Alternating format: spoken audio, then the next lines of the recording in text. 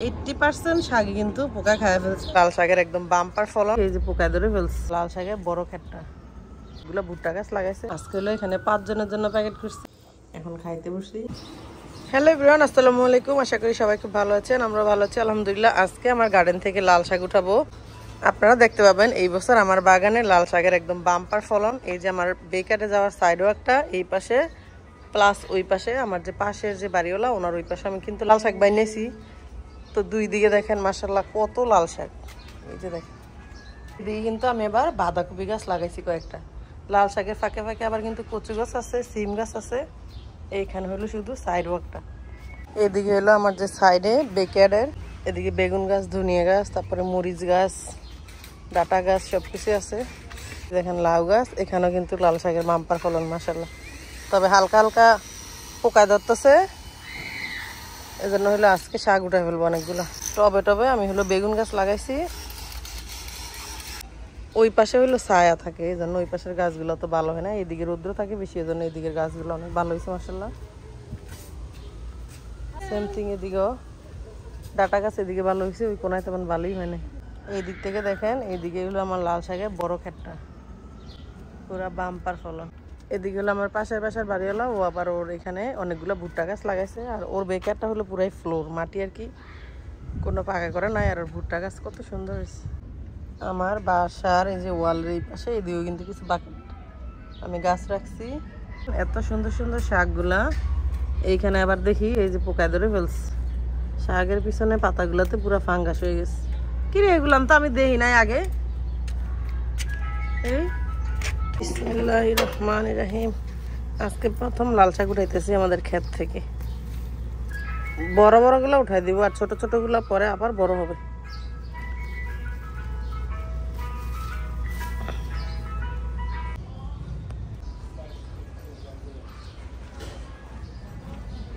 তো সুন্দর শাকগুলা পোকায় যে কিভাবে নষ্ট করলো, এই যে দেখেন সব ফাঙ্গাস।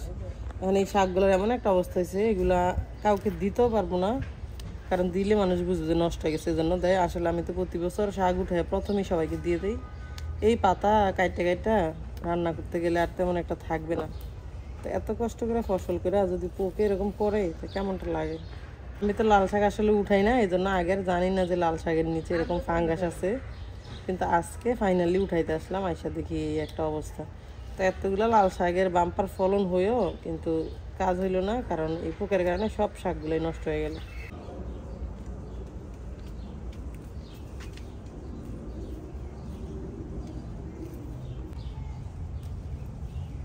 আমরা আজকে এক ডালা শাক উঠাইছি, এগুলো উঠানোর পরও কিন্তু ছোট ছোট শাক এখনো অনেকগুলো রয়ে গেছে।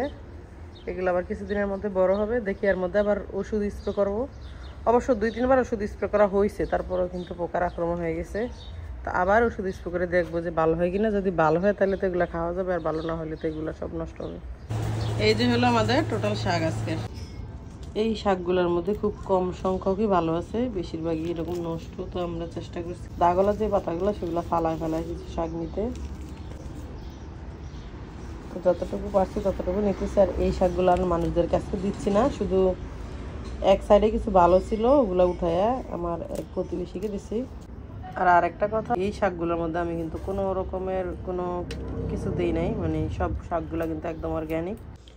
এই যে সারাদিন অনেক কষ্ট করে শাক ধুইয়া টুইয়া কাটটা রান্না করা এখন খাইতে বসছি। মাশাআল্লাহ শাকের অনেক টেস্ট, আর শাকের কালারও কিন্তু অনেক সুন্দর হয়েছে।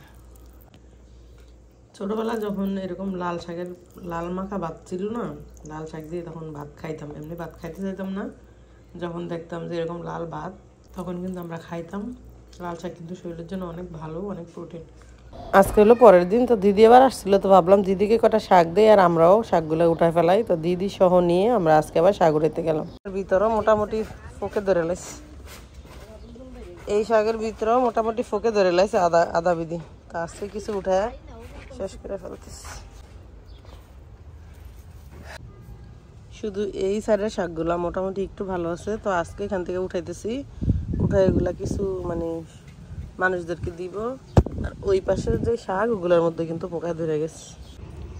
এইগুলো হলো আজকে আমরা বড় বাগানটা থেকে উঠাইছি, তো এগুলো কিন্তু অত বেশি একটা সুবিধা না, টুকি পোকা ধরছে, বাট মোটামুটি ভালো আছে। এখান থেকে আজকে কয়েকজনকে দিয়ে দিব। তারপর এই বছরের লাল শাকের হিস্ট্রি শেষ, কারণ লাল শাকে পোকা ধরে গেছে, লাল শাক আর মানুষকে দেওয়া যাবে না। এদিকে যে শাক, ওই দিকের অর্ধেকগুলোর মধ্যে মোটামুটি ভালোই পোকা আছে। এই যে বড় ক্ষেতের লাল শাক, এগুলোর মধ্যে কিন্তু পোকা ধরে গেছে। এখন আজকে উঠে ফেলতেছি, মানে কি যে একটা অবস্থা এই বছর। শাক না হইতেই শাকের মধ্যে সব পোকায় ধরা একদম শেষ করে দিল। কাউরে এখনো শাক দিতে পারি নাই, আমরা একটা ফ্রিজও রাখিনি। এই পাশের খোপের মধ্যে একদম পোকা খাইছে। খালি ওই কর্নারের সাইডটাতে মোটামুটি একটু ভালো আছে, ওগুলো মিক্স করে আজকে আর কি সবাইকে দিয়ে দেবো। এই যে এই পাশে সবগুলোর মধ্যে পোকা ধরে লেছে। এই বছর আমাদের লাল শাক এত বাম্পার ফলন হয়েও কিন্তু মনের মধ্যে মানে কৃষানির মুখে হাসি নাই, কারণ লাল শাকের 80% শাকই কিন্তু পোকা খায় ফেলছে, 20% মোটামুটি ভালো আছে। গতবার সবাইকে যেই পরিমাণ শাক দিছিলাম মনে হয় না এইবার এই পরিমাণ দিতে পারবো, কারণ এইবার শাক পুরাই নষ্ট হয়ে গেছে। তো সবার কাছে আমি খুবই দুঃখিত, কারণ আমাদের শাক সব পোকা খাই ফেলছে। যাই 2-4 জনকে হয়তো আজকের এখান থেকে কিছু দিয়ে দিব, খুঁজে ভালোগুলো বের করে আর কি। এটা এক বাগের মধ্যে আমরা হইলো ফুটি মাছের বাগের মধ্যে শাকের বাগা দিতেছি সুন্দর করে। এইদিকে এক পাশে ধরা গতকালকে দিছিলাম একজন রে, আজকে হলো এখানে 5 জনের জন্য প্যাকেট করছি। তো সবাইকে দিয়ে আমাদের কিন্তু শাক তেমন একটা নাই, এই যে অল্প কিছু আছে, আর 2-1 জন আছে যাদেরকে দিব। তারপরে এই বছরে শাক দেওয়া শেষ, তাও খুঁজে বের করে দিতে হবে, কারণ পোকা টোকা তো সবকিছু নষ্টই করে ফেলছে। আজকে সবার শাক বন্টন করা, আমাদের হলো এই শাক রইলো। তো যেই শাক রয়েছে হয়তো আমরা 2 বেলার মতো খাইতে পারবো আর কি। তো আজকের ভিডিওটা কিন্তু এখানে সব থেকে সবাই ভালো থাকবেন। ভিডিওটা ভালো লাগলে অবশ্যই শেয়ার করবেন। আল্লাহ হাফেজ, আমেরিকান নিউ ইয়র্ক থেকে।